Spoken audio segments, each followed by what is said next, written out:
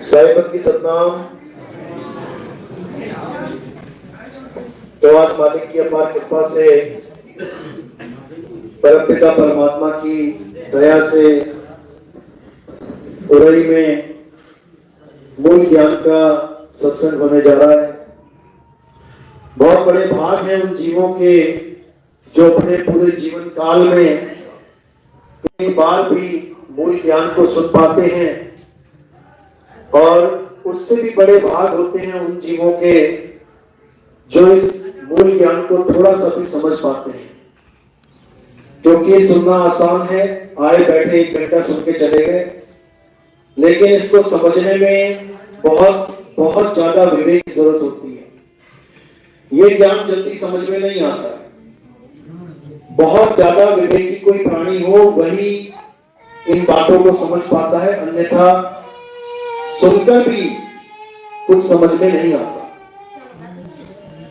तो जन्मों जन्मों के पुण्य जब उजागर होते हैं तब जाके ये मूल ज्ञान आपके जीवन में आता है। इसलिए इस मौके को ऐसे ही व्यर्थ नहीं करना है, इसको अच्छे से समझना है और अपने जीव का कल्याण करना है। जिस कारण हम इस संसार में आए हैं, क्योंकि हमें तो यही नहीं समझ में आता कि संसार में आए क्यों हैं। यही समझने में जन्मों जन्म लग जाते हैं। ये समझने में जन्मों जन्म लग जाते हैं कि आखिर हम करने क्या आए हैं। कोई भेदी गुरु जीवन में आता है तब समझ में आता है कि आखिर इस जीवन में आने का मकसद क्या है। नहीं तो ऐसे ही जैसे एक आम जानवर इस दुनिया में आता है, खाता है, पीता है और चला जाता है, बिल्कुल यही काम इंसान भी करता आ रहा है। लेकिन धन्य भाग उन जीवों के जिनके जीवन में कोई भी गुरु आता है, चाहे किस लेवल का भी ज्ञान देने वाले गुरु आता है, लेकिन कम से कम गुरु आता तो सही। तो इसलिए अपने अपने गुरुदेव को नमस्कार भी है और मालिक से अरदास भी है कि सब जीवों का कल्याण हो, सब जीवों को ये मूल ज्ञान समझ में आए। तो आज का सत्संग शुरू करने से पहले परमात्मा के नाम पे जयकारा लगाएंगे और फिर सत्संग को शुरू करेंगे। बोलिए परमपिता परमात्मा की, सदगुरु बंदी छोड़ कबीर साहिब की, सभी संतों की, सभी भक्तों की, आज के आनंद की, गांव नगर बस्ती की, सकल हंस को बंदगी साहेब सतनाम। तो परमात्मा की अपार कृपा है जो इस मनुष्य जन्म में हमें सत्संग रूपी अमृत प्राप्त हुआ। हम समझ पाए कि हमारा ये जन्म कितना अनमोल है, और ये अनमोल जन्म हम ऐसे ही दुनियादारी में गवा रहे थे। अब गुरु जीवन में आए हैं तो हमने अपने जन्म को लेखे लगाना है, इसको सफल करना है। कैसे सफल कर पाएंगे, इसको अच्छे से समझना है। क्योंकि तरह तरह के जीवों के जीवन में तरह तरह के गुरुओं का आगमन होता है। हमने अच्छे से समझना है कि हमारे जीवन में किस प्रकार का गुरु आ चुका है और उसके आने से हमें कहां तक का लाभ प्राप्त होगा। ये बहुत जरूरी सवाल है, इस पर अच्छे से विचार करना है। क्योंकि साहिब कहते हैं जब लग मिले नहीं शब्द वो साचा, और तब लग गुरु करो 10 पांचा। साहिब कहते हैं कि आपके जीवन में किस लेवल का गुरु आया है, इसकी परख आपको ही करनी पड़ेगी। ये कोई और नहीं बताएगा, ये आपको ही परखना पड़ेगा। कैसे परखेंगे? याद रखो, परख तब होती है जब तुम्हारे सामने 2 वस्तुएं आती हैं। एक जो तुम्हारे पास पहले से है और एक जो बाहर से तुम्हें प्राप्त हो रही है। तब तुम दोनों में निर्णय कर पाओगे, दोनों में परख कर पाओगे कि कौन सी वस्तु मेरे लिए ज्यादा लाभकारी है। जैसे आपने पीतल की कंगन, पीतल की बालियां पहन रखी है, बेचने वाले ने आपको सोना कह के बेच दी, लेकिन जब कोई पारखी मिला तब उसने समझाया कि ये तो पीतल की है भाई, सोने की तो ये होती है। और जब आपने वहां पे परख करी तब आपको समझ में आ गया कि आज तक मैं पीतल को ही सोना मान के बैठा था। इसी प्रकार कबीर साहब नाम की महिमा गाते हुए कहते हैं कि गुरु बहुत से हैं यहां पे नाम देने वाले, पूरे जगत में गुरुओं का भंडार लगा हुआ है। एक गुरु छोड़ो, हजारों गुरु बैठे हुए हैं और क्या दे रहे हैं? तुम्हें नाम दे रहे हैं। तो क्या फर्क हुआ सब में? कैसे फर्क करेंगे कौन सा गुरु क्या कह रहा है, क्या दे रहा है, हमारा कल्याण होगा कि नहीं होगा, या सभी हमारा कल्याण कर देंगे? इस पे विचार करना पड़ेगा। साहिब ने हमें ज्ञान देने में कोई कमी नहीं छोड़ी है। साहिब ने वाणियों के द्वारा हमें खूब समझाया है। गुरु करो छान के, पानी पियो जान के, बहुत समझाया साहिब ने हमें। साहिब ने यह भी समझाया कि गुरु मेरे सभी बड़े अपनी अपनी ठौर, शब्द विवेकी पारखी सो माथे का मोर। उन्होंने गुरु महिमा तो गाई है, लेकिन साथ में उनके ठौर का भी स्थान बता दिया है। गुरु मेरे सभी बड़े अपनी अपनी ठौर। अब ये ठौर क्या होता है?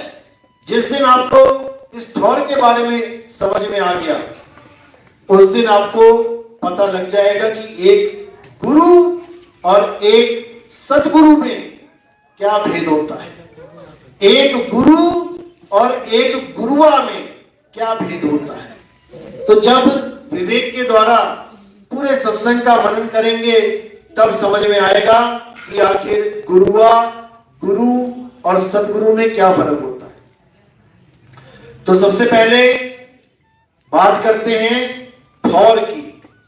कहते साहिब साहिब सब कहें और मोहे अंदेशा, और साहब से परिचय नहीं तो बैठोगे किस ठौर। अब साहिब ने बिल्कुल क्लियर कर दिया कि साहिब साहिब कहने वाले बहुत हैं। आज कबीर पंथ में सब साहिब साहिब ही कह रहे हैं, काल काल तो कोई भी नहीं कह रहा, काल की महिमा गाने वाला तो कोई भी नहीं है, सब साहिब साहिब ही कर रहे हैं।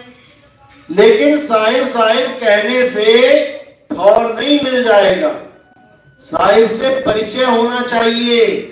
साहब से परिचय नहीं बैठोगे किस ठौर। तो इसी ठौर को समझाने के लिए कबीर साहब ने इस कबीर पंथ का निर्माण किया। पंथ का मतलब होता है रास्ता। रास्ता यानी कि जिस पे हमने चलना है। साहिब हमें रास्ता बताने आते हैं। साहिब हमें कोई पूजा पाठ करवाने, कोई हवन यज्ञ करवाने, कोई ऐसा कार्य करवाने नहीं आते। जो आज कबीर साहब के नाम पे 101 हवन यज्ञ चल रहे हैं, कबीर साहब के नाम पे बड़े बड़े मंदिर बन गए, मठ बन गए, वहां बड़ी बड़ी मूर्तियां लग गई, पूजा पाठ चल रहा है, थालियां घुमा रहे हैं पत्थर के आगे कबीर साहब की मूर्तियां बना के। ये काम कबीर साहब करवाने नहीं आए थे भाई।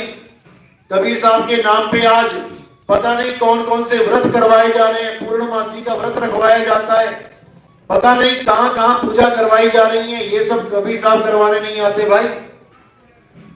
कबीर साहब हमें क्या बताने आते हैं, इसको गहराई से समझना है।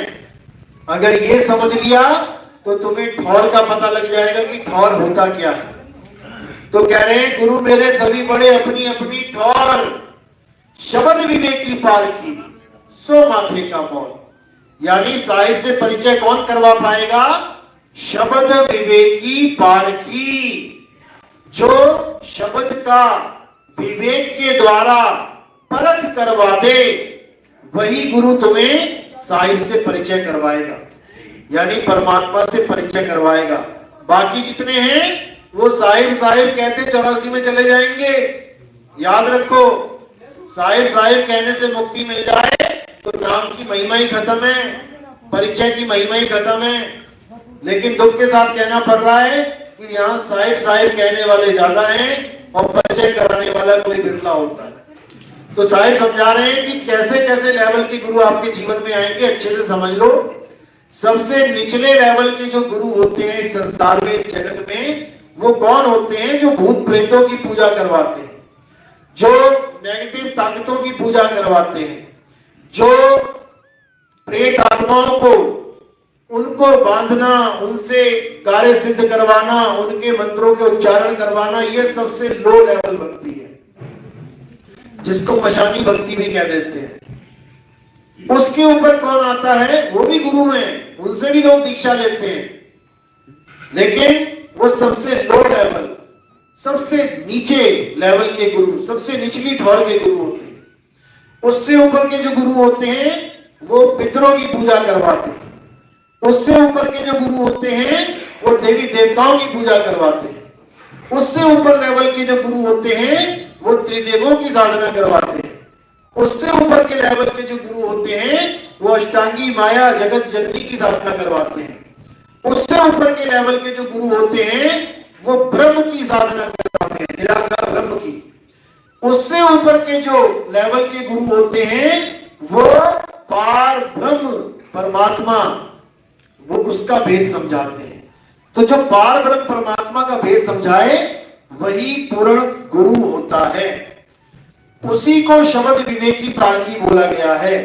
लेकिन हमें भेद ना पता होने के कारण, सब स्वरूप ज्ञान ना पता होने के कारण हम कभी ब्रह्म को, कभी जीव को ही सत्य मान लेते हैं। आज कबीर पंथ में जीवापंथी भी हैं जो जीव को ही सर्वे सर्वा मान के बैठे हैं। आज कबीर पंथ में पत्थर पूजने वाले भी हैं। आज कबीर पंथ में मंत्र जाप करने वाले भी हैं। आज कबीर पंथ में हवन यज्ञ करने वाले भी हैं। यानी तरह तरह के लोगों का तांता लगा पड़ा है कबीर पंथ में। जबकि कबीर साहब की साधना केवल एक है, वो दो नहीं है, वो एक ही साधना है जो पूरे संसार को तार सकती है। नानक साहब कह रहे हैं, गवाही दे रहे हैं, तेरा एक नाम तारे संसार, मैं एहा आस एहा आधार, नानक नीच कहे विचार, ये धानक रूप रहा करता। तो यहां पर भी नानक साहब ने केवल एक नाम का जिक्र कर दिया कि एक नाम अगर आप जान लो तो आपका कल्याण हो जाएगा। लेकिन कोई एक नाम को नहीं जान पा रहा है, तरह तरह की पूजा पाठ में, तरह तरह के चक्रों में पड़ा हुआ है। तो साहिब समझा रहे हैं कि जाप मरे अजपा मरे अनहद भी मर जाए, और सूरत समाये शब्द में बातों काल न खाए। यानी सबसे पहले जाप को समझ लो। आज जाप नाम की ये बीमारी हर धर्म में, हर पंथ में, हर संप्रदाय में, हर मत में फैली हुई है। ऐसा कोई मत नहीं है पूरे संसार में जिसको जाप की बीमारी नहीं लगी हुई है। जाप यानी इन अक्षरों को जपना। हिंदुस्तानी हिंदी के अक्षरों के जाप में लगे पड़े हैं, अरबी अरब भाषा के जाप में लगे पड़े हैं, अंग्रेज अंग्रेजी के मंत्र जपने में लगे पड़े हैं, कोई गुरसिख है वो पंजाबी के मंत्रों को जपने में लगा हुआ है, कोई संस्कृत भाषा का पुजारी है वो संस्कृत के मंत्र जपने में लगा हुआ है, कोई चीन में है वो चीनी भाषा में नाम जपने में लगा पड़ा है, कोई ताइवान, कोई इटली, कोई मंगोलिया, कोई फ्रेंच, कोई जर्मन, कोई डच, कोई पोलिश, पता नहीं कितने लोग कितने कितने नामों को जपने में लगे हैं। और अल्टीमेटली जप क्या रहे हैं? केवल अक्षर, अपनी अपनी भाषा के अक्षर। यानी हमें अपनी भाषा के अक्षर ही खाने में लगे हैं, हमारा पतन करने में लगे हैं। इसीलिए साहिब ने कहा, पावन अक्षर जीव आधारा, आदि अक्षर जीव्या से न्यारा। यानी हमें हमारी ही भाषा के अक्षरों ने बांध रखा है, वही हमारे पतन का कारण बना पड़ा है। साहिब समझा रहे हैं, बहुबंधन में बांधिया एक बेचारा जीव। सबसे बड़ा बंधन क्या है? सबसे बड़ा बंधन यही 52 अक्षरों का बंधन है, जिससे कोई छूट नहीं पा रहा है। घर बार छोड़ दिया, माँ बाप छोड़ दिए, बीवी बच्चे छोड़ दिए, लेकिन मंत्र नहीं छूट पा रहा है। जीव सोच रहा है कि राम राम छोड़ दूंगा तो राम कैसे मिलेगा। घर बार छोड़ दिया, सन्यासी हो लिए, भीख मांग मांग के गुजारे कर रहे हैं, लेकिन 52 अक्षर नहीं छूट रहे हैं, इतना बुरा हाल है। तो साहिब यही समझा रहे हैं, अरे 52 अक्षर जीव आधारा, आदि अक्षर जीव्या से न्यारा, ये कब छूटेगा 52 अक्षर? अगर जीव ही खत्म हो जाए, जीव ही कट जाए किसी की, तो भले कहो कि 52 अक्षर छूट गया, वो भी जीव वाला मन में फिर भी चलता रहेगा। इतना खतरनाक है ये 52 अक्षर। तो साहिब यही समझा रहे हैं, जो नर पड़े 52 के फेरा, सो नर जानो काल के चेहरा, जब 52 का टूटे डोरा, सहजे छूटे काल झकोरा, फिर नहीं आए फिर नहीं जाए, सार शब्द में रहे समाए। तो कह रहे हैं 52 अक्षर में जब तक सुरता लगी पड़ी है, ये बचने वाला नहीं है, हालत खराब होने वाली है सबकी। लेकिन मालिक की दया हो जाए तो 52 अक्षर छूट जाते हैं, 52 अक्षर से मुक्ति मिल जाती है। यानी मंत्र जंत्र सब झूठ है, इनमें न घर में कोई, और सार शब्द जाने बिना कागा हंस ना होए। यानी 52 अक्षरों के द्वारा जो गुरु लोग कहते हैं कि बेटा ये भगवान का नाम जपो, तुम्हें परम तत्व की प्राप्ति हो जाएगी, ये सब घोर अज्ञान है, ये महा अज्ञान है। इसको अपने जीवन से निकालना है और इसको अपने जीवन में डालना है आत्म ज्ञान को। मंत्रों से परे है, जो तंत्रों से परे है, जो 52 अक्षरों से परे है, जो मन माया बुद्धि चित्त अहंकार से परे है, जो हमारे भावों से परे है, भावातीत है। वहां भाव कोई काम नहीं करते कि कोई कहे कि मानो तो गंगा जल है, ना मानो तो बहता पानी। ये भाव है, किसी के भाव है कि ये गंगा जल है, किसी का भाव है कि ये पानी है। तो यहाँ पर भाव भले काम करेगा, लेकिन सार शब्द में कोई भाव काम नहीं करता। वहां कौन सा भाव काम करता है? सद्भाव। ध्यान मूल गुरु रूप है, पूजा मूल गुरु पांव, मंत्र मूल गुरु वचन है, मोक्ष मूल सद्भाव। आवाज से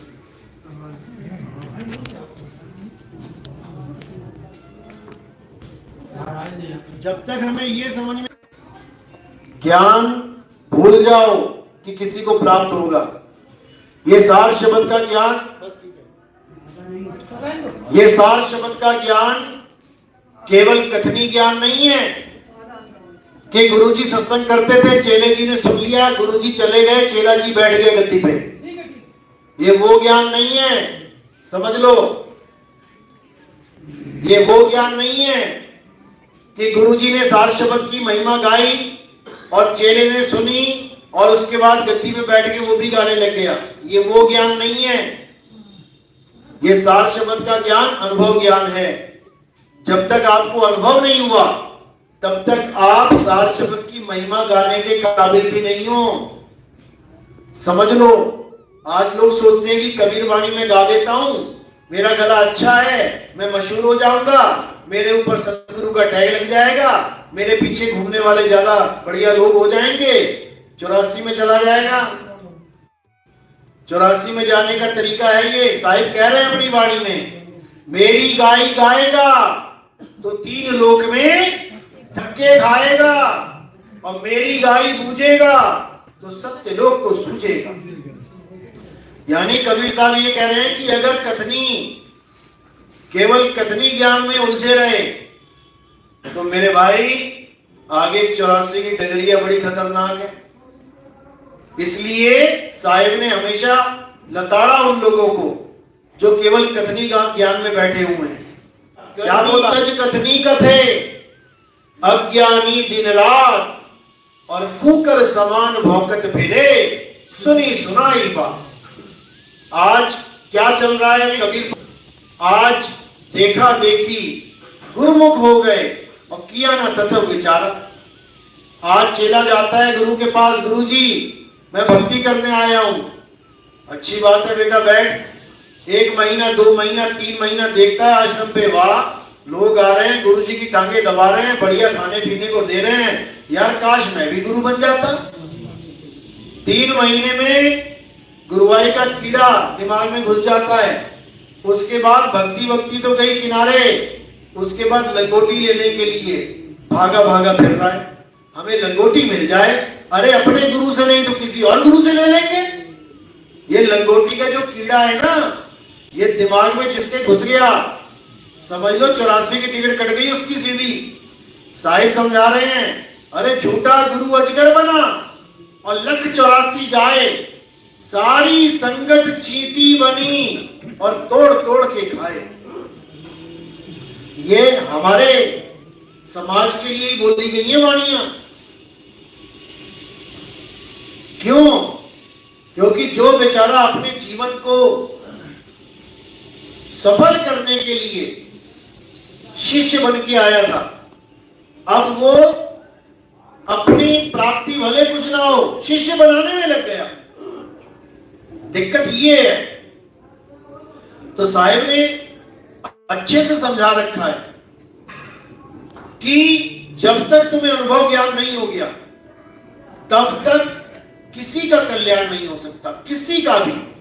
आज ऐसे ऐसे गुरु बने बैठे कबीर पंथ में, जो गुरुजी ने बताया वही चेले को बताई जा रहे हैं। अब चेला बीच में कोई सवाल पूछता है अनुभव ज्ञान का, तो हाथ जोड़ देते हैं, कहते भैया हमारे गुरु ने तो हमें यही बताया था, हमने भी तुम्हें वो बता दिया, अब इससे आगे हमारे पास कुछ नहीं है।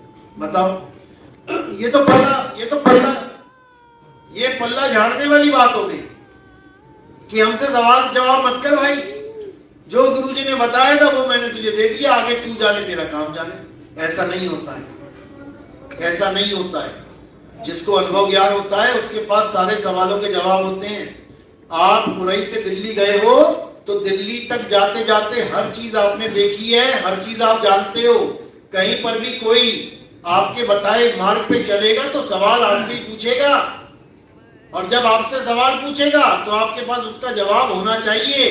आप ये नहीं कह सकते भैया जो मेरे पास था मैंने दे दिया, आगे मुझे कुछ नहीं पता। वो सिलेबस में से ही पूछ रहा है, वो उसी ज्ञान में ज्ञान तुमने उसे दिया। ये मैं उन लोगों की बात कर रहा हूं जो हमारे ही पंथ में आके नाम किसी और से लेते हैं, फिर सवाल हमसे करते हैं। और उनको पूछो भैया जहां से नाम लिया उन गुरु से पूछो, तो कह रहे हैं उन्होंने तो हाथ जोड़ दिए कि भाई जितना ज्ञान था दे दिया मैंने। बताओ, तो भाई जब जीव का कल्याण नहीं कर पा रहे हो तो क्यों गुरुवाई के चक्कर में पड़े हो? मैं तो ये हैरान होता हूं, समझ में नहीं आती ये बात। ऐसे ही लोगों के लिए कबीर साहब ने बोला है कि गुरुआ तो घर घर फिरे और कौड़ी केर 50, और अपने रूप की खबर नहीं शिष्य करण की आस।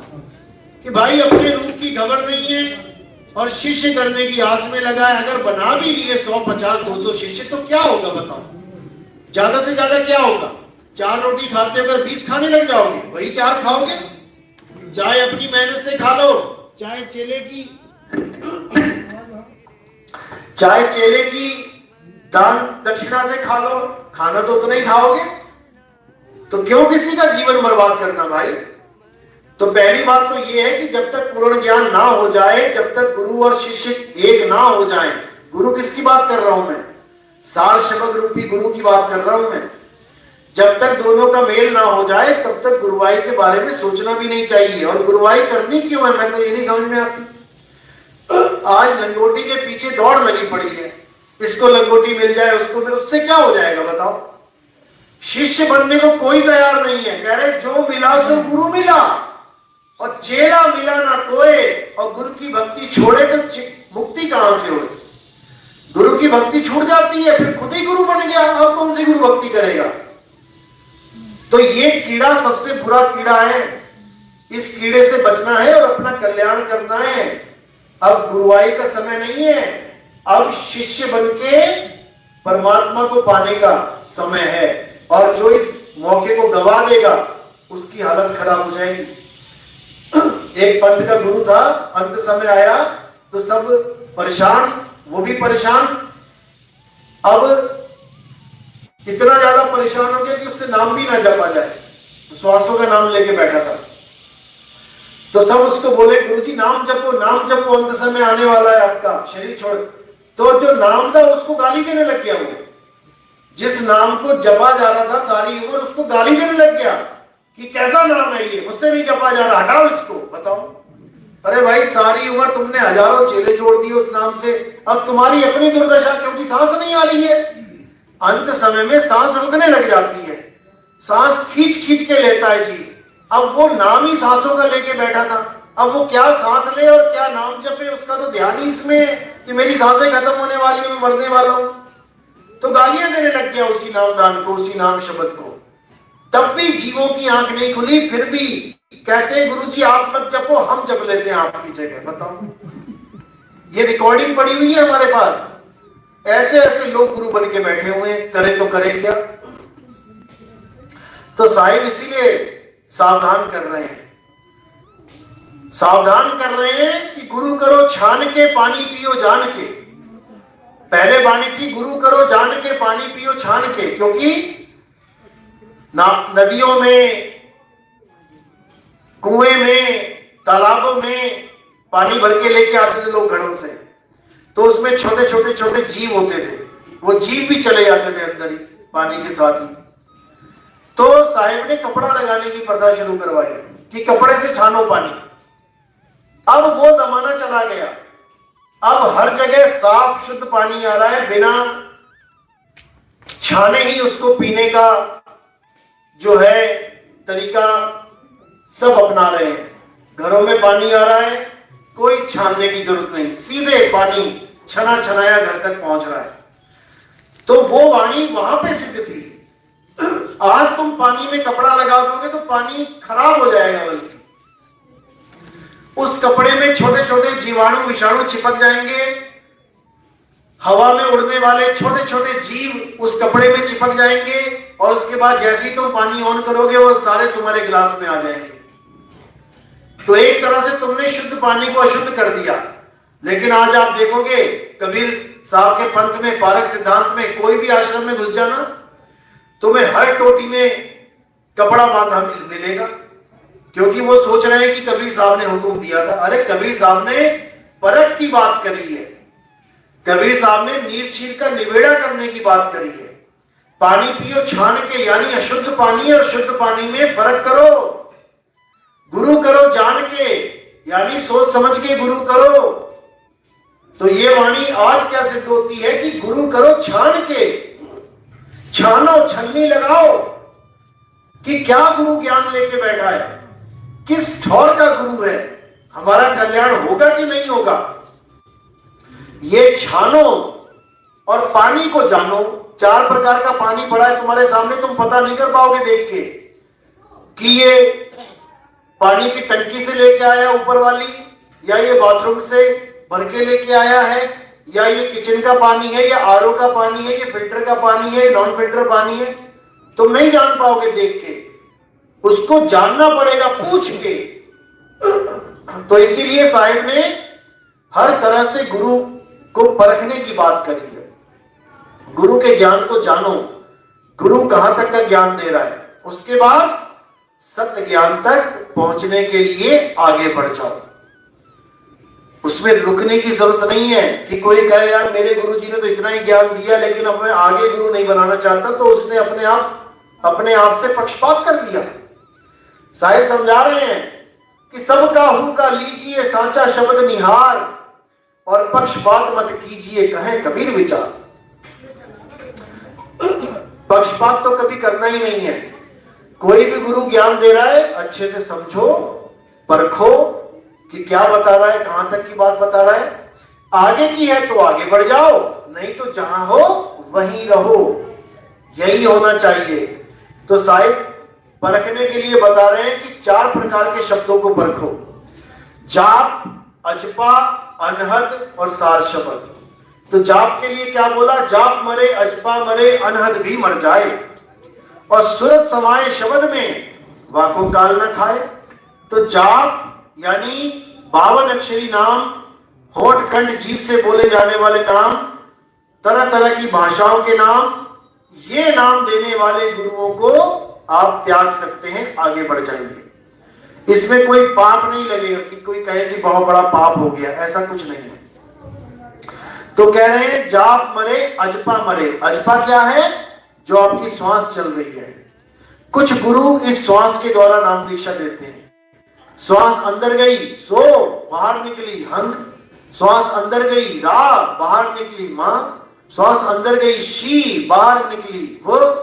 श्वास अंदर गया ओ, बाहर निकला हंग। तरह तरह के श्वास अंदर गया ओम, बाहर निकला सोहंग। यानी इस श्वास के द्वारा बहुत से नाम दिए जाते हैं अलग अलग धर्मों में भी। श्वास अंदर गई अल्लाह, बाहर आई हु, बन गया अल्लाहू अल्लाहू। श्वास अंदर गया वाहे, बाहर गया गुरु, बन गया वाहे गुरु। यानी ये सब अजपा जाप ही है। श्वास अंदर गया सतगुरु, बाहर गया सतनाम। सब का सब श्वासों का खेल है। अब साहिब समझा रहे हैं कि जाप मरे अजपा मरे, अनहद भी मर जाए। यानी तुम्हारे प्राण निकलते ही ये 52 अक्षर भी खत्म हो जाएंगे, ये श्वासों का अजपा जाप भी रुक जाए, और ये अनहद नाद यानी कानों में उंगलियां डालकर 5 तत्व की 5 धुनों को सुनने का जो नाद है, जिसको अनहद नाद कहते हैं, जो बहुत से पंथों में गुरु कहला रहा है। ये अनहद नाद को लोग अनहद गुरु कहते हैं।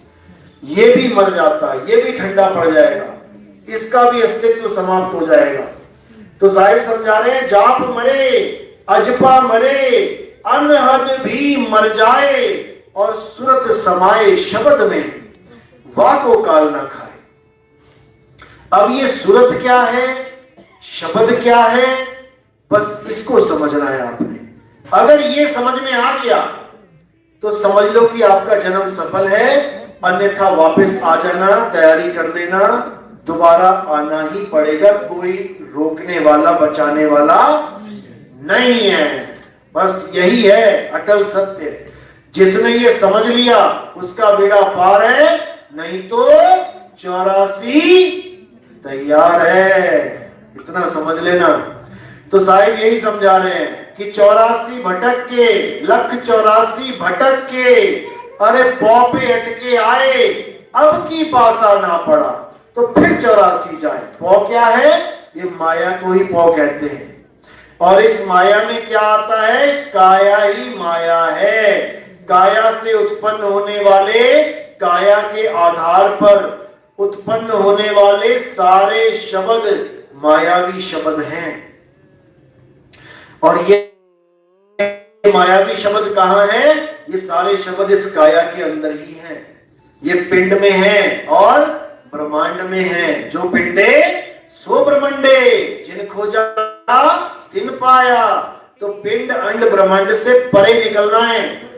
उससे परे कौन सा स्थान है, वो सार शब्द रूपी स्थान है।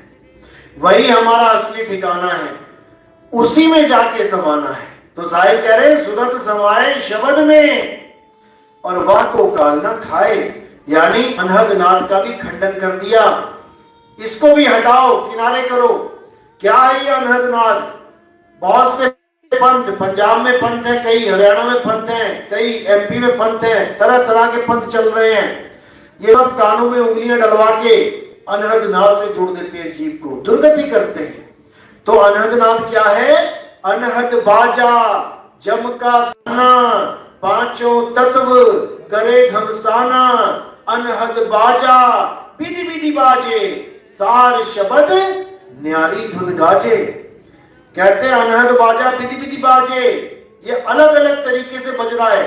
कभी ये शंख लगेगा कि शंख बज रहा है, फिर धीरे धीरे धीरे सुनते सुनते बदल जाएगा, फिर लगेगा बीना बज रही है, फिर लगेगा बांसुरी बज रही है, फिर लगेगा घनघोर गर्जना हो रही है बादलों की। ऐसे अलग अलग शब्द आपको अनुभव में आने लग जाएंगे।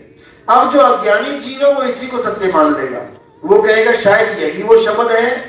शब्द यानी आवाज, जिसकी बात कबीर साहब कर रहे हैं? बिल्कुल नहीं। कबीर साहब अनहद शब्द के घोर विरोधी हैं, खंडन करता है। उन्होंने बिल्कुल साफ बोल दिया कि अनहद बाजा विधि विधि बाजे, सार शब्द न्यारी धुन गाजे। अब ये जो सार शब्द की न्यारी धुन है, यही है असली चीज, इसी में समाना है, और ये आपका ही असली स्वरूप है। आपका निज स्वरूप है। साहिब पानी में समझा रहे हैं, अरे सत्य स्वरूपी नाम साहिब का, सो निज नाम हमारा। यानी मेरा और परमात्मा का अलग अलग स्वरूप नहीं है, हमारा एक ही स्वरूप है। लेकिन मैं अज्ञानतावश अपने आप को ये काया माया समझ के बैठा हूं, इसलिए मैं खुद से भिन्न परमात्मा को ढूंढ रहा हूं। बस इतना सा ही भरम है। गुरु ग्रंथ साहब में वाणी आती है, तो ही मोही और मोही तो ही अंतर कैसा, जल तरंग जैसा। जैसे पानी है और लहर है, समुद्र और लहर दोनों का एक ही स्वरूप है, दोनों पानी है। बस लहर जल अवस्था में है और समुद्र अचल अवस्था में है, बस इतनी सी बात है। यानी सूरत की बात है, सूरत जब तक चल रही है, जब तक अपने आप को जीव समझ रही है, और जैसे ही सूरत अचल में लीन हुई, अपने मूल में आई, यही शब्द है। दोनों में कोई भेद ही नहीं है। गंगा गंगा तब तक है जब तक समुद्र से दूर है। जैसी समुद्र में गिरी, गंगा गंगा नहीं रही, अब समुद्र ही हो गई। इसका मतलब ये नहीं कि गंगा मर गई। बड़े दुख के साथ कहना पड़ रहा है कि हमारे पंथ में एक महात्मा है जो ये प्रचार कर रहा है कि जीव अमर नहीं है, जीव मर जाता है। अब बताओ, हमारे ही गति के महान संत हैं, सत्संगों में कहते हैं कि जीव अमर नहीं है, जीव मर जाता है। और साहिब कह रहे जीव सोई जो जुग जुग जीवे, उत्पत परलय माही, देह धरे भर में 84, और निर्भय कबू नहीं। केवल निर्भय नहीं है, वो मरता नहीं है। ईश्वर अंश जीव अविनाशी। तो अविनाशी का मतलब ये थोड़ी नहीं होता जो मर जाए। अब इस दोहे को उल्टा अर्थ करके ये समझाने में लगे कि जीव मर जाता है। हमने प्रमाण पूछा, भैया क्या प्रमाण है कि जीव मर जाता है? कहता देखो वाणी कह रही है, जब मैं था तब हरि नहीं, अब हरि है मैं नहीं। मर गया ना मैं जीव मर गया ना। अरे मैंने कहा तो पहली लाइन में तो हरि मरा हुआ है। फिर जब मैं था तब हरि नहीं, तो यानी जब तुम थे तब हरि भी नहीं था, फिर तो परमात्मा ही मर गया। दूसरी लाइन को पकड़ के बैठ गए, पहली लाइन समझ में नहीं आई। तो ये हाल है ज्यादा चतुर लोगों का, जिसको कहते हैं ना, जो मिला सो गुरु मिला, चेला मिला ना कोई। वो ऐसी लोगों के लिए वाणियां बोली गई हैं, इसीलिए बोली गई हैं। चतुराई नहीं चलती है कबीर पंथ में, ये अनुभव ज्ञान की वाणी है। एक एक वाणी कबीर साहब की अनुभव ज्ञान पे आधारित है। हर वाणी में अनुभव छुपा हुआ है। जब मैं था तब हरि नहीं, अब हरि है मैं नहीं, ये अनुभव ज्ञान है। यानी अभी आप अपने आप को जो मान के बैठे हो, अब आप तो हो लेकिन हरि नहीं है। क्यों? क्योंकि तुमने अपना अस्तित्व ये मान लिया। अब तुम बन गए राजेंद्र, तुम बन गए धीरेंद्र, तुम बन गए मनोज, तुम बन गए सरोज। अब हरि नहीं है, ढूंढो अब हरि कहां है। और अब हरि है और मैं नहीं। और जब हरि को ढूंढ लिया तो मनोज सरोज कहां चले गए, इसका ना पता लग रहा, गए कहां ये।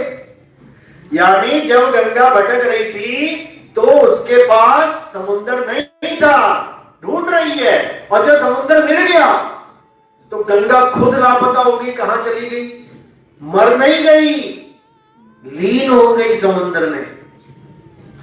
जब मैं था तब हरि नहीं, अब हरि है मैं नहीं। जिस दिन ये वाणी अनुभव में आ गई, उस दिन आपका कल्याण होने से कोई रोक नहीं सकता। आपका 101% कल्याण होगा और काल जाल से आप 100% छूट जाओगे। जैसे कई लोग पूछते हैं कि गुरुजी काल जब आएगा तो काल हमें मारेगा तो कबीर साहब कैसे बचाएंगे? क्या उनके पास कोई धनुष बाण होगा, तलवार होगी, कैसे बचाएंगे? काल के पास तो बहुत बड़े बड़े अस्त्र शस्त्र हैं। जब काल के बच्चों के पास किसी के पास धनुष बाण है, किसी के पास त्रिशूल है, किसी के पास चक्र है, तो काल के पास क्या क्या होगा? तो कबीर साहब कैसे बचाएंगे? उनके पास क्या है?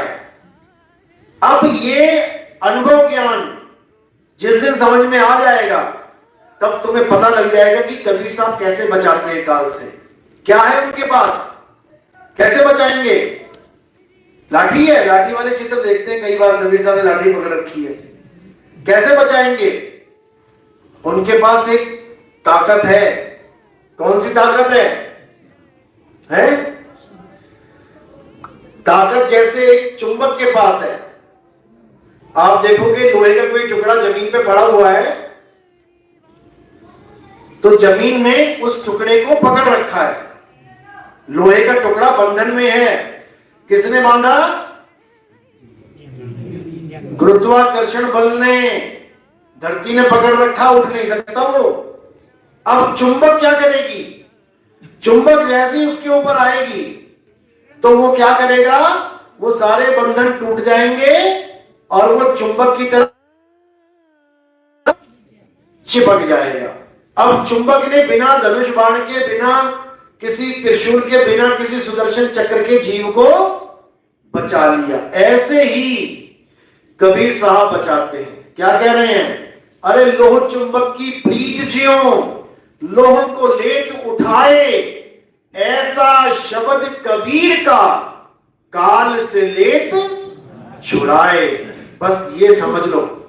अब काल से लेत छुड़ाए तो बोल दिया, लेकिन जब तक तुम्हें यही नहीं पता कि काल है कौन, ये काल हमें पकड़ा कैसे है उसने, छूटेंगे तो बाद में। तुम्हें किसी ने बांधा हो तो पहले ये देखोगे ना बांधा किससे है, तभी तो औजार मंगाओगे।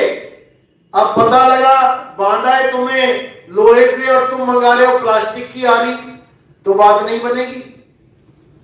समझ लो। तो पहले हमें पता लगना चाहिए कि काल ने हमें बांधा कैसे है। बहुबंधन में बांधिया एक बेचारा जीव। तो कहां कहां बांध रखा है, कैसे कैसे बांध रखा है, जब ये हमें गुरु के द्वारा समझ में आ जाएगा तब हमारा सारा भरम टूट जाएगा। तो हमें किस डोर से बांध रखा है, किससे बांधे हैं हम? गाय बांधनी होती है, बैल बांधना होता है, किससे बांधते हैं? रस्सी से। तो इस जीव को बांधने के लिए क्या यूज किया गया है? किससे बंधे हो आप? सूरज को तो बांधा गया है, सूरज से थोड़ी नहीं बंधे हो। सूरज को ही बांधा गया, किससे बंधे हो? अरे भाई सूरज को कौन बांध सकता है? किसी चीज से तो बांधा होगा। किससे बंधे हो? अरे माया तो पूरा जगत ही माया है। 5 तत्व माया है, रूप माया है, स्पर्श माया, गंध माया है। किससे बंधे हैं? सूरज किससे बंधी है? बताओ बताओ, लगाओ दिमाग। सब गुरुमुख हो, बिना गुरु के तो कोई ना बैठा होगा। कभी पूछा गुरु से कि बंधे हैं तो किससे बंधे हैं? चुंबक उठाएगी तो किससे निकालेगी? यहां तो समझ में आ रहा धरती से बंधे हैं, उठा लिया धरती से। मन काल। अरे मन काल भी बात की बातें भैया, बंधे किससे हो? है? अरे नहीं भाई, लोग जब चीज सामने पड़ी होगी तभी तो लोभ आएगा। जब सामने चीज ही नहीं तो लोभ कैसे आएगा? पूरे ब्रह्मांड के जीव एक ही डोर से बंधे हुए हैं। अब ये डोर ही नहीं पता तो छूटोगे कैसे? 52 अक्षर पैदा नहीं हुए थे तब किससे बंधे थे? किससे बंधा है? बंधन है क्या? बहु तो छोड़ो, एक बंधन बताओ जिससे मेन बंधन है। बहु बंधन तो माँ बाप बेटा भाई दुकान मकान बहु बंधन है। एक बंधन बताओ जिससे जीव बंधा है। अरे नहीं भाई, कमाल हो गया है। खूंटे से बंधता है ना बैल, तो खूंटा है, बैल है, तो बीच में क्या है? अब वो रस्सी क्या है? हमारी कौन सी रस्सी है? नहीं पता तो नहीं निकल पाओगे, समझ लो। अरे भाई सूरत तो बंधी हुई है। अरे भाई सब कोई बात नहीं, पूछ के बताना कभी मिलेगा इस समय तो। आप ही बताओ। अरे ऐसे थोड़ी नहीं बताएंगे, आप बताओ। कोई बात नहीं, कोई बात नहीं, पहले पहले पहले पूछ लो ना, बताया तो जाएगा। पहले सवाल पूछने वाला सवाल देता, जवाब उसी को थोड़ी नहीं मांग लोगे। टीचर ने कहा आज तुम्हारे एग्जाम में सवाल दे दिया तुम्हें, अब बच्चे कह रहे गुरुजी आप ही बताओ। अरे तुम क्या बताओगे फिर? भूल भ्रम भी बात की बातें हैं। अज्ञान तो तब जब पता लगा कि ये अज्ञान है। अज्ञान भी कहां की बात है। मैं क्या बोल रहा हूं कि मेन बंधन क्या है। जब छूटे तो छूटेंगे किससे? अरे नहीं भाई, अपने तुक्के नहीं मारने। पता हो तो बोलो, नहीं तो छोड़ो, जाने दो। किसी से नहीं, वो अभी बहुत दूर की बातें हैं। पहले अच्छे से अपने जो जहां भी जुड़े हो पहले पूछ लो, क्योंकि जब तक यही नहीं पता कि बंधे किससे तो छुड़वाएगा कौन। समझ लो, अगर कोई बंधा हो और कोई छुड़वाने आए, पहले ये देखता है हाथ बंधा है, पैर बंधा है, गला बंधा है, बंधा क्या है, वहीं से तो छुड़वाऊंगा। तो पहले यही पता लग जाए मैं बंधा कहां हूं, तभी तो छूटेंगे। इसका ज्ञान भरपूर दे रखा है कबीर साहब ने, लेकिन जिसको नहीं पता उसको बंधन पता ही नहीं। लेकिन वाणी बोल रहे हैं सारे, बहु बंधन में बांधे एक बेचारा ले बहु। अरे बहु बंधन छोड़ो, तुम एक बंधन बता दो जो मेन बंधन है, क्योंकि पहले एक बंधन है तभी बहु बंधन है। तुम्हारी बहू आई ना, एक ही घर में आई ना, उसके बाद देखो कितने सारे रिश्ते आ गए लड़के के लिए। लड़का केवल एक लड़की लेके आया घर में, अब लड़की का बाप उसका भी बाप हो गया, लड़की का चाचा उसका भी चाचा, और लड़की का मामा उसका भी मामा हो गया। यानी सारे रिश्ते बाद में आएंगे, पहले एक रिश्ता आएगा। किसका? घरवाली का। जैसे घरवाली का रिश्ता आया उसके बाद सारे रिश्तेदार आ गए घर में, तो बहु बंधन बाद में आएंगे। सबसे पहले मेन बंधन जानना है कि मैं बंधा कहां हूं, और जिस दिन तुम्हें ये समझ में आ गया ना, तब तुम बंधन खुलवा पाओगे। ये मैंने 1000 बार बोला है सत्संग में, अभी तक तुम्हें समझ में नहीं आया लग रहा। कोई बात नहीं। तो साहिब इसी को समझा रहे हैं कि जब तक बंधन काटने वाला, बंधन से छुड़ाने वाला बंदी छोड़ तुम्हारे जीवन में नहीं आ गया, तब तक ये बंधन टूटने वाला नहीं है। आने जाने के लिए हमेशा तैयार रहना। और इस एक बंधन से समझ लो कि देवी देवता तक, छोटी से चींटी से लेके हाथी हथनी सब बंधे पड़े हैं एक ही धागे से। और ये बहुत खतरनाक बंधन है। जब तक ये बंधन नहीं टूटेगा, जब तक कोई जीव यहां से निकलने वाला नहीं है। तो इसीलिए साहिब बार बार समझा रहे हैं कि जब लग मिले नहीं शब्द वो साचा, तब लग गुरु करो 10 पाचा। यानी जब तक वो सार शब्द रूपी परम पिता परमात्मा तुम्हारे जीवन में नहीं आ गया, तब तक भूल जाना कि तुम्हारे बंधन कटेंगे। ये बंधन कोई आम बंधन नहीं है कि कोई आम धागा है तुमने कैंची से काट दिया। ये बहुत खतरनाक बंधन है। इसलिए साहिब बार बार समझा रहे हैं कि ऐसे गुरु की शरण में जाओ जो तुम्हें तुम्हारे स्वरूप का ज्ञान करवा दे, तभी ये बंधन कटेगा, अन्यथा नहीं कटेगा। तो साहिब कह रहे हैं गुरुआ तो घर घर फिरे कौड़ी केर 50, और अपने रूप की खबर नहीं शिष्य करण की आस। अपने रूप की खबर नहीं है, अपना बंधन नहीं पता कि कहां बंधा है, और दूसरे के लिए बंदी छोर बन के बैठे हुए हैं। बस दिक्कत यही है। तो साहिब समझा रहे हैं फिर से, कहते हैं घर घर मंत्र देत फिरत है माया के अभिमाना, और गुरुआ सहित शिष्य सब बूढ़े अंत काल पछताना साधो देखो ये जग बौराना। यानी नाम देने वाले, आज गुरुओं की महिमा चल रही है, फलाना नाम ले लो, ढिकाना नाम ले लो, ये नाम जप लो, वो नाम। और जगत के गुरु, जगत गुरु, विश्व गुरु बने बैठे हैं, जिनको विश्व की सारी भाषाओं के नाम तक ना पता, वो विश्व गुरु बने बैठे हैं। केवल एक हिंदी के चंद 4-5 अक्षर देखे, 4-5 शब्द पकड़ के विश्व गुरु बन गए।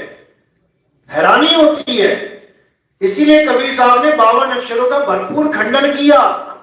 52 अक्षर लोक तरह सब कुछ इन्हीं माही, पर ये आखिर खिर जाएंगे, वो आखिर इनमें नहीं। कह कह के थक गए, बता बता के चले गए, लेकिन ये बेचारा जीव ये समझ ही नहीं पाया। अरे आदि नाम हम भाग सुनाया, और ये मूर्ख जीव समझ नहीं पाया। आदि नाम क्या है? आदि नाम तुम्हारा निज स्वरूप है, उसी को आदि नाम कहते हैं। और कोई परमात्मा नहीं है कि कोई सोचे कि एक परमात्मा है बहुत बड़ा, ऐसा कुछ नहीं है। तुम्हारा ही असली स्वरूप आदि नाम है। तुम अपने ही स्वरूप को भूले बैठे हो। जिस दिन तुम्हें तुम्हारा स्वरूप समझ में आ जाएगा, तुम्हारे पास ही बंदी छोड़ है, कहीं दूर जाने की जरूरत नहीं है, क्योंकि उनमें और तुम में कोई अंतर नहीं रह जाएगा। कब? जब ये देह त्याग करके तुम हमेशा के लिए उस मालिक में लीन नहीं हो जाते। अभी तुम जीव अवस्था में हो, तब तुम पीव अवस्था में रहोगे। इसीलिए साईं ने बोला, जीव शिव सब प्रगटे और वह ठाकुर वह दास, कबीर और जाने नहीं एक राम नाम की आस। जीव शिव सब प्रगटे, पैदा हुआ नहीं बोला उन्होंने कि कोई पैदा हुआ, क्योंकि जो पैदा होता है उसका अंत हो जाता है। तो ना तो जीव का अंत है और ना ही शिव का अंत है। जीव शिव सब प्रगटे, ये प्रकट होते हैं, ये जन्मते और मरते नहीं है। जीव शिव सब प्रगटे वह ठाकुर वह दास। अब आधे ठाकुर बने बैठे हैं, आधे दास बने बैठे हैं। जीव यानी ब्रह्म अवस्था को प्राप्त करके, जीव यानी एक भगत ब्रह्म अवस्था को प्राप्त करके शिव बना बैठा है, और शिव दोबारा से सृष्टि करके जीव बना बैठा है। ये जीव से शिव, शिव से जीव, जीव से शिव, शिव से जीव करते करते जन्मों जन्मान बितर गए। ये बड़े बड़े युग बीत गए, लेकिन हम अपने स्वरूप को प्राप्ति नहीं कर पाए। तो अब क्या करना है? अब जीव और शिव अवस्था को दरकिनारे कर देना है। यानी हो तो तुम जीव अवस्था में, लेकिन इसको सत्य नहीं मानना है कि पता लगा पारक सिद्धांत की तरह तुम जीव को ही सर्वे सर्वा मान लो कि जीव ही सब कुछ है। अरे जीव ही सब कुछ है तो क्यों कह रहे हैं? बीजक बतावे वित्त को जो धन गुप्ता होए, और ऐसा शब्द बता जीव को पूछे बिरला कोई। तो क्यों कह रहे हैं कि ऐसा शब्द बताओ जीव को? अगर जीव ही सब कुछ है तो कौन सा शब्द बताएं जीव को? वहां पे सार शब्द की महिमा चल रही है, सार शब्द का गुणगान चल रहा है। और बीजक में समझा भी रहे हैं कि सार शब्द कहीं बाची हो, मानो एतबारा अक्षर पुरुषिक पेड़ निरंजन वाकी डारा। समझा भी रहे हैं, लेकिन लोग समझने को तैयार नहीं है और जीववादी पंथ चला बैठे हैं। अब करे तो करे क्या? अब सार शब्द को नकार क्यों देते हैं? क्योंकि सार शब्द प्राप्त करना कोई गाजर मूली प्राप्त करना तो है नहीं, बच्चों का खेल तो है नहीं, इसमें तो पूरा जीवन लग जाता है। अब पूरा जीवन अगर प्राप्ति में लग गया तो गुरुवाई कब करेंगे? बुढ़ापे में। इसलिए नए नए जवान जवान लड़के देखोगे यूट्यूब पे बैठे हुए और क्या कह रहे हैं? सार शब्द कुछ नहीं होता। अच्छा, तुम्हारे कहने से नहीं होता, मतलब गुरुवाई के लिए कि मैं गुरु बन जाऊं, सार शब्द का खंडन कर रहे हैं। क्योंकि सार शब्द का भेदी गुरु तब तक नहीं बन सकते जब तक सार शब्द का ज्ञान नहीं हो गया। उसके लिए कहो पूरा जीवन लग जाए, तो उसको बायकाट ही कर दिया कि कोई सार शब्द नहीं होता। सार शब्द का ज्ञान देने वाले तुम्हें बेवकूफ बना रहे हैं। और वाणी कह रही है सार शब्द कहीं बाची हो। वाणी कह रही है कि सार शब्द के बिना कोई बच नहीं सकता, और ये लोग कह रहे हैं कि सार शब्द कुछ होता नहीं है। बताओ कहां से कबीरपंथी हो गई? और बड़े बड़े पंथ चला बैठे हैं, अब बंद भी नहीं कर सकते लोक इलाज में आके, करे तो करे क्या? लेकिन नितिन दास फिर भी एक ऑप्शन दे रहा है इन लोगों को, कोई बात नहीं, पंथ चला लिया, अच्छी बात है, चार बातें अच्छी बताई लोगों को, लेकिन सार शब्द से दरकिनारा करोगे तो 84 तैयार है। अब करना क्या है? अब सार शब्द के बारे में जानना शुरू करो। ठीक है, तुम गुरु हो, कोई बात नहीं, गुरु रहो, लेकिन गुरुवाई करते करते भी चेलाई करनी शुरू कर दो, तब जाके कल्याण होगा, नहीं तो नहीं होगा। नहीं तो कहते हैं 68 लाख गुरु कहते हैं नरकों में तेलों की कढ़ाइयों में पकोड़े तले जा रहे हैं उनके, और वो नरक और कहीं नहीं है, वो यही है, मां के गर्भ में यही पकोड़े तले जाते हैं। इसी कुंभी नरक में उल्टा लटकना पड़ेगा। वहां कोई ना पूछेगा कि गुरु जी है कि चेला जी है। जब आए भी इसी कढ़ाई में से हो तो जाने की भी इसी में तैयारी करो। कोई अपने आप को परमात्मा मत समझने लग जाना कि तुम परमात्मा हो। जीव हो और गर्भ से होके आए हो, और जीव ही ज्ञान लेके बैठे हो, तो गर्भ में जाने की भी तैयारी कर लो। जहां से आए हो वहीं जाना पड़ेगा। इसीलिए कबीर साहब बार बार समझा रहे हैं कि भाई ये जीवन अनमोल है, इस जीवन को बर्बाद मत कर लेना। अच्छे से परख लो, जान लो, विचार कर लो। यहां बड़े छोटे का कोई भेद नहीं है, यहां गुरु चेले का कोई भेद नहीं है। समझ लो, गुरु यानी ज्ञान, चेला यानी अज्ञान। बस इससे ज्यादा कोई खेल नहीं है यहाँ पे कि कोई कहे नहीं गुरुजी मुझे तो आप ही पार करोगे। अपना पार हो ले गुरुजी तो पार करे चेले को। समझ लो, ज्ञान ही गुरु है, और चेला और गुरु दोनों ज्ञान आधार से ही पार होंगे, इसमें कोई शक नहीं है।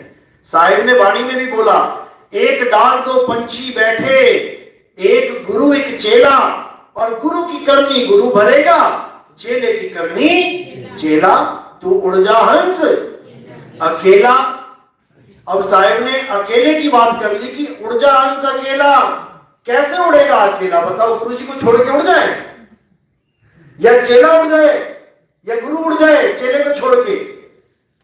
उड़ना तो अकेला ही पड़ेगा। देख लेना, तुम किसी तारीख को उड़ोगे, गुरु जी किसी और तारीख को उड़ जाएंगे। उड़ना तो अकेला ही है कि गुरु कहेगा भैया मेरा उड़ने का टाइम हो रहा है, चलो चेले तुम्हें उड़ा के ले चलते। चलोगे क्या? तुम कहोगे गुरु जी तुम्हारी आई है, तुम जाओ यार, हमें रहने दो 2-4 साल और बीवी बच्चों के साथ। तब कोई तैयार ना होगा गुरु के साथ जाने को। या तो तैयार खड़े हो जाओ कि गुरु जी तुम मरोगे, हम जहर लेके खड़े, हम भी मरेंगे। तब तो समझ में आए कि गुरु चेला एक साथ उड़े हैं। अरे गुरु उड़ रहा है 2024 में, तुम उड़ोगे 2050 में, तो कैसे एक साथ उड़े बताओ जरा? कौन सा गुरु चेला एक साथ उड़ा? तू उड़ जा हंस अकेला। गुरु को तो पता भी नहीं लगेगा चेला गया कहां है, दाएं गया कि बाएं गया, ऊपर गया कि नीचे गया। जहां गुरु ने रास्ता बताया है चेला वहीं गया है और वहीं जाना है। इसीलिए साहिब कह रहे हैं, आए हो तुम कहां से और जाना तुम्हें कहां है, इतना बस विचार लो, हो गया भजन। और मन की तरंग मार लो, हो गया भजन। आदत बुरी सुधार लो, हो गया भजन। अब बताओ, केवल एड्रेस जानना है। यहां तक पहुंचने का एड्रेस पता था ना?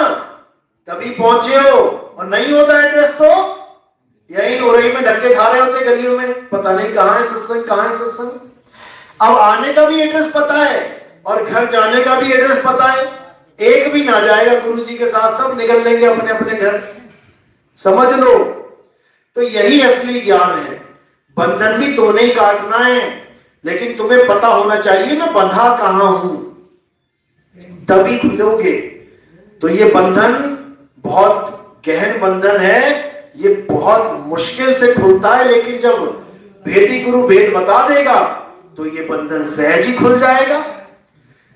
ताला तोड़ना कितना मुश्किल होता है सोचो। एक लोहे का ताला है और तुम्हें कोई कहे कि इसको तोड़ो हाथ से, तुम सारा जन्म लगा दोगे, टूटेगा नहीं। लेकिन एक चाबी होती है, उस छोटी सी चाबी से कितना ही बड़ा ताला क्यों ना हो, कितनी सहजता से खुल जाता है। तो गुरु उसी बंधन का भेद बता के चाबी पकड़ाता है। तो कह रहे शब्द विहंगम चाल हमारी, कहे कबीर सतगुरुदई दारी।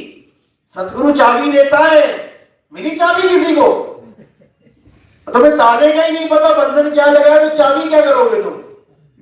चाबी तब दी जाती जब ताले का पता हो। कौन सा ताला है? लिंग का ताला है, कौन सा ताला है, उसकी चाबी मिलेगी। तो शब्द विहंगम चाल हमारी, कहे कबीर सतगुरुदई तारी। खुले कपाट शब्द झनकारी, और पिंड यंड के पार सो देश हमारा है, कर नैनो दीदार महर में प्यारा है। तो जब तक हमें पूर्ण ज्ञान नहीं मिलेगा तब तक हमारा कल्याण नहीं होगा, और जब तक पूर्ण कल्याण नहीं होगा तब तक समझ लो कि यही धक्के खाने पड़ेंगे। बड़ी मुश्किल से ये जन्म मिला है और ये जन्म ऐसे ही बर्बाद हो जाएगा, कुछ नहीं मिलेगा। यहाँ कई गुरु और कई चेले जन्मों जन्म बीत गए, कभी वो गुरु बन के आ रहा है, कभी वो चेला बन के आ रहा है, कभी वो गुरु बन के आ रहा है, कभी वो चेला बन के आ रहा है। ये खत्म ही नहीं हो रहा खेल, इतना बुरा हाल है। लेकिन अब मौका मिला है। साहिब ने बोला था कि 12 पंथ काल फुरमाना, भूले जीव न जाए ठिकाना, 13वें पंथ हम ही चले आए, सब पंथ मेट के एक पंथ चलाएं। अब मालिक की दया है, जो 13वें पंथ का उजागर हुआ है और 12 पंथ वाले सब हैरान परेशान है कि ये कहां से ज्ञान आ गया है। इतना समझ लो, धर्मदास मेरी लाख दुहाई, मूल ज्ञान बाहर ना जाई, गुरुमुख को तुम देव बताई, कपटी से तुम राग छुपाई, मूल ज्ञान बाहर जो पढ़ी, बिचली पीढ़ी हंस न तरही, मूल ज्ञान तब लग छुपाई, जब लग द्वादश पंथ न मिट जाई। बिल्कुल क्लियर, साफ साफ उन्होंने सारा भेद समझा रखा है कि ये 12 पंथ चलेंगे, इसमें कोई शक नहीं है, लाखों लोग जुड़ेंगे, इसमें भी कोई शक नहीं है। लेकिन धर्मदास, जब हमारा पंथ चलेगा तब ये सारी सरिताएं यानी नदियां, ये सारी नदियां इस समुद्र में आके समाएंगी, ये सब पंथ एक कर दिए जाएंगे, ये सब पंथ एक हो जाएंगे। आज वही समय है, हमारे साथ जो भी जुड़ता है, कोई भी जुड़ता है, वो दूसरे पंथों के ही लोग हैं। सारी नदियां इसी समुद्र में आके गिर रही हैं, और आने वाले समय में पूरे विश्व में केवल एक ही झंडा होगा, वो सतनाम का झंडा होगा, वो कबीर साहब के ज्ञान का झंडा होगा। इसमें कोई दो राय नहीं है, क्योंकि अब हमारे सत्संग मुसलमानों ने भी और ईसाइयों ने भी, यहूदियों तक ने सुनने शुरू कर दिए हैं। और धीरे धीरे धीरे एक दूसरे को समझाते हुए हम सब दोबारा से एक झंडे के नीचे आ जाएंगे। दोबारा से हम सब सारे जात पात भेद, धर्म भेद, शब्द भेद, अक्षर भेद, रंग रूप भेद, इन सब भेदों से परे होके आत्म ज्ञान को प्राप्त करेंगे। फिर क्या होगा? फिर हम सब एक हो जाएंगे, सारे जितने भी भेद हैं खत्म हो जाएंगे, और कलयुग में सतयुग की स्थापना होगी, और ये होके रहेगी। कोई गलतफहमी में ना रहे कि ये केवल किताबी बातें हैं। इसका जिक्र बड़े बड़े ग्रंथों में है कि कलयुग में सतयुग आके रहेगा, इसको कोई रोक नहीं सकता। लेकिन कैसे आएगा ये कोई बता नहीं पा रहा है। ये सोच रहे हैं कि कलयुग खत्म हो जाएगा, सतयुग आएगा, यानी विष्णु जी फिर से गरुड़ के ऊपर बैठे होंगे, उड़ रहे होंगे इधर उधर, शंकर जी नंदी के ऊपर आके टहलेंगे गलियों में, ब्रह्मा जी कमल के ऊपर बैठ जाएंगे आके, देवी देवता गलियों में घूमने लग जाएंगे। इसको सतयुग कहते हैं। ब्रह्म कुमारी वाले देख लो, यही प्रचार कर रहे हैं। ब्रह्म कुमारी पंथ 150 लगभग 150 देशों में फैला हुआ है, और क्या प्रचार कर रहा है कि बस कलयुग खत्म होने वाला है 250-300 सालों बाद, और उसके बाद सतयुग आ जाएगा। फिर क्या होगा? फिर हम सब खत्म हो जाएंगे, और इन देशों में कौन रहेगा? देवी देवता आके बसने लग जाएंगे। और वो देवी देवता कौन है? जो भी ब्रह्म कुमारी में आ गया वही देवी देवता है, बाकी सबका नाश हो जाएगा। बताओ, बढ़िया सतयुग आएगा ये। इनको इतना नहीं समझ में आ रहा कि सतयुग का मतलब क्या होता है, यही जान लो। सतयुग का मतलब होता है जहां सत्य स्थापित हो जाए, वही सतयुग है। जहां सत्य की बात चले, सत्य प्रमाणित होके सबके दिलों पे राज करे, क्योंकि यहां पर कलयुग में सत्य को भी प्रमाणित करना पड़ता है। वैसे तो वो स्वयं प्रमाणित है, सत्य को कौन प्रमाणित करेगा? लेकिन कलयुगी जीव, इतनी बुरी दुर्दशा हो चुकी है इसकी बुद्धि की कि झूठ तो प्रमाणित बिना किए मान लेगा और सच के 100 प्रमाण मांगेगा। अगर कोई झूठ बोल देना किसी को, कोई कंपनी आ जाए तुम्हें 10 दिन में करोड़पति बना देंगे, मान लेगा, अपना सारा पैसा पकड़ा देगा, हाँ भैया 10 दिनों में बना लेना। और कोई सच बोले उसके 100 प्रमाण मांगेगा। यह कलयुगी जीव का हाल है। तो इसी कलयुग में सतयुग प्रमाण के साथ आएगा, और जब प्रमाण के साथ आएगा तो विवेक जगेगा, क्योंकि प्रमाण दिख गया सामने। और प्रमाण क्या होगा पता है? पंचम वेद प्रमाण है। 4 वेद तो तुमने सुने ही हैं। 4 वेद 4 वर्णों को एक नहीं कर पाए। जो पंचम वेद है वो कौन है? कबीर वाणी ही पंचम वेद है। वही असली वेद है जो सबको एक करेगा। इसीलिए आज भी जहां सत्य को प्रमाणित करना होता है, किसकी वाणी लगाते हैं? कबीर साहब की वाणी लगाते हैं। जहां पे सत्य प्रमाणित करना होता है कि ये बात सत्य है, वहां पे कबीर साहब का दोहा चिपका देंगे, बस पूरा ऑथराइज्ड काम हो गया, पक्की मोहर लग गई। अब भाई माई का लाल नहीं तो इस वाणी को काट दे। यही है सतयुग का असली मोहर, जिसको पंचम वेद कहते हैं, कबीर वाणी। तो इसी के आधार पे युग पलटेगा, कलयुग से सतयुग आएगा और आके रहेगा। अलग अलग ग्रंथों में इसके बारे में बिल्कुल साफ बताया गया। जैसे हमारे पुराणों में किसकी महिमा गाई? जो अवतार चले गए उनकी महिमा नहीं गाई है। कलयुग में सतयुग वो नहीं लाएंगे जो बीत चुके हैं, जैसे राम जी, कृष्ण जी, हनुमान जी या कोई और भगवान जितने भी बीत गए हैं, उनकी महिमा नहीं है। क्या बोला है कि कलयुग के अंत में कौन आएगा? कल्कि अवतार, उसकी महिमा गाई गई है। यहां राम राम करने से, हरे कृष्णा करने से ये युग बदलने वाला नहीं है। उन्होंने बदल दिए जो बदलने थे। युग परिवर्तन करने के लिए कल्कि अवतार का आगमन होगा। मुसलमानों में क्या बोला?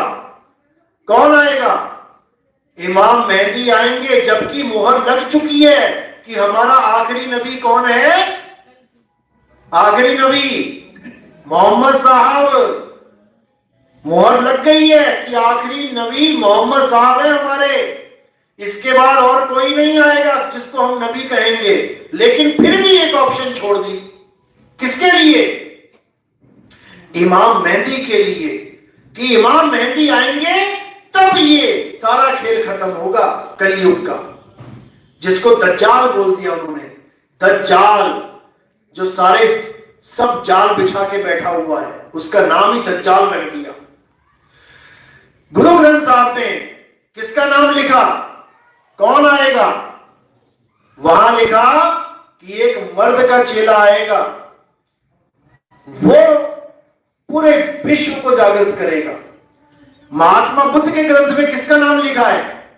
उसमें लिखा है कि महात्मा बुद्ध जाते हुए बोले कि मैं तो मर रहा हूं, जा रहा हूं, कार्य अधूरा है, लेकिन ये कार्य पूरा करने के लिए मैत्रेय बुद्ध दोबारा से आएगा। यानी एक और आएगा जो मैत्रेय का मतलब क्या होता है? जो सब में दोस्ती करवा देगा। आज धर्म के नाम पे क्या हुआ है? दुश्मनी, धर्म के नाम पे झगड़े हो रहे हैं। तो वो बुद्ध ऐसा आएगा जो मैत्रेय यानी दोस्ती करवा देगा सब में, एक मालिक के साथ सबको बांधेगा, सब फिर से एक हो जाएंगे। यही यहूदियों के ग्रंथ में इलियास नाम बोला गया कि इलियास एक फकीर था, वो दोबारा आएगा और सारे संसार को दोबारा से प्रेम का पाठ पढ़ाएगा। ईसा मसीह के ग्रंथ में, बाइबल में क्या बोला गया कि 3 दिन के बाद ईसा मसीह दोबारा जीवित हो गए, जब क्रूस पे चढ़ा दिया गया था, और वो वहां से चले गए। लेकिन वो दोबारा आएंगे। उसका नाम क्या रखा? जीसस सेकंड कमिंग, यानी दोबारा आएंगे और पूरे संसार को ईसाई बना देंगे, यानी सत्य के साथ जोड़ देंगे। किसके साथ? The Holi spirit. ईसाई लोग किसको भगवान मानते हैं? होली स्पिरिट, यानी पवित्र आत्मा। पवित्र आत्मा ही ईसाइयों का भगवान है। लेकिन उन्होंने एक शरीर को पवित्र आत्मा मान रखा है कि ईसा मसीह ही पवित्र आत्मा है। बस इतनी सी अज्ञानता है। उस अज्ञानता को ठीक करने के लिए जीसस सेकंड कमिंग आएंगे और शरीरों को किनारे करके केवल आत्मा का ज्ञान देंगे। तो ये हर ग्रंथ में पहले से दर्ज है। हमारे कबीर साहब के ग्रंथ में क्या बताया है? इसमें निकलंक अवतार का जिक्र किया गया है कि एक निकलंक अवतार आएंगे जिसमें कोई कलंक नहीं होगा। गरीबदास जी महाराज ने भी यही बोला। इसको निकलंक राया नाम दिया गया। राया वो इसलिए दिया गया क्योंकि केवल आत्मा ही वो वस्तु है जिसमें कोई कलंक हो ही नहीं सकता। शरीरों में कलंक है, तत्वों में कलंक है, निहित तत्व में कोई कलंक नहीं है। तो उसी निकलंक का भेद अलग अलग धर्मों में हर संत ने पहले से लिख के गए हुए हैं। आज की वाणियां नहीं है ये। यही आप देखेंगे भविष्य मालिका में, उड़ीसा में पूरा डिटेल में इसके बारे में सारा समझा रखा है कि कैसे द्वारा लीला करेंगे और सारे जगत को फिर से एक डोर में बांध देंगे, सत्य की डोर में बांध देंगे और सबको यहां से खींच के अपने धाम ले जाएंगे। ये सब पहले से लिखा हुआ है। इसमें कोई बदलाव नहीं हो सकता। हां, इसके कोई विरोध में खड़ा होता है तो उसका नाश भी पक्का लिख रखा है उसमें कि जितने भी ये विरोधी ताकतें खड़ी होंगी वो सब अपने आप धराशायी होती चली जाएंगी, क्योंकि ये परमात्मा का हुक्म है, ये उनका पंथ है।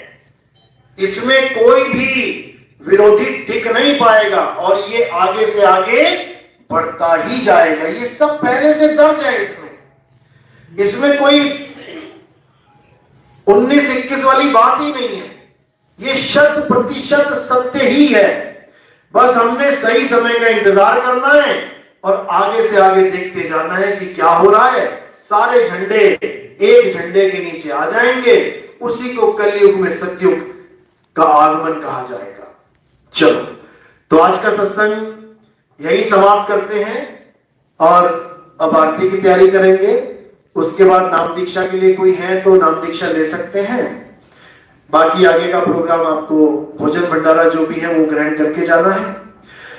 बोलिए परमपिता परमात्मा की, सदगुरु बंदी छोड़ कबीर साहिब की, सभी संतों की, सभी भक्तों की, आज के आनंद की, सकल हंस को बंदगी साहेब बंदगी सतनाम। जय सतनाम।